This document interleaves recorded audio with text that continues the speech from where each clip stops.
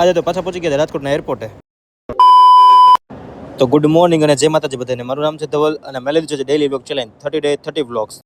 તો સવારમાં ઉઠીને થઈ ગયા રેડી અને પેલું કામ કરી દીધું આપણે દીવાબત્તી કરવાનું. અને દીવાબત્તી કરીને આપણે કરી દીધો નાસ્તો અને નાસ્તો કરી અને આપણે નીકળી ગયા સીધા ઓફિસ તરફ જવા માટે. પણ એ પહેલા આપણે કરી છે દેવી છે બાય બાય, કારણ કે એને મામાના ઘરે જશે અને આપણે જશું મુંબઈ. અને બસ બધું કામ પતાવી નીકળી ગયા ઓફિસથી આજે એરપોર્ટ તરફ જવા માટે. અને આજે વહેલું નીકળવું પડે કારણ કે એરપોર્ટે આપણે 1 કલાક પહેલા પહોંચી. અને થોડી જ વારમાં આપણે પહોંચી ગયા ઘરે. અને ઘરે જઈને જોયું તો મમ્મી બનાવી રાખ્યું આપણા માટે જમવાનું બધું, ચિપ્સ, થેપલા અને પૂરી. અને બસ જમીને નીકળી ગયા સીધા આપણે એરપોર્ટ તરફ જવા માટે. થોડી જ વારમાં આપણે પહોંચી ગયા રાજકોટના એરપોર્ટે.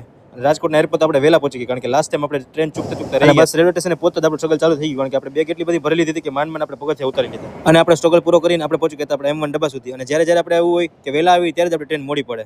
અને બસ આપણે 8 વાગે પહોંચી ગયા અને આપણે ટ્રેન આવી હતી 9:30. તો આપણે 1.5 કલાક ત્યાં સુધી વેઇટ કરી અને ટ્રેન આવી ગઈ આપણી ફાઇનલી.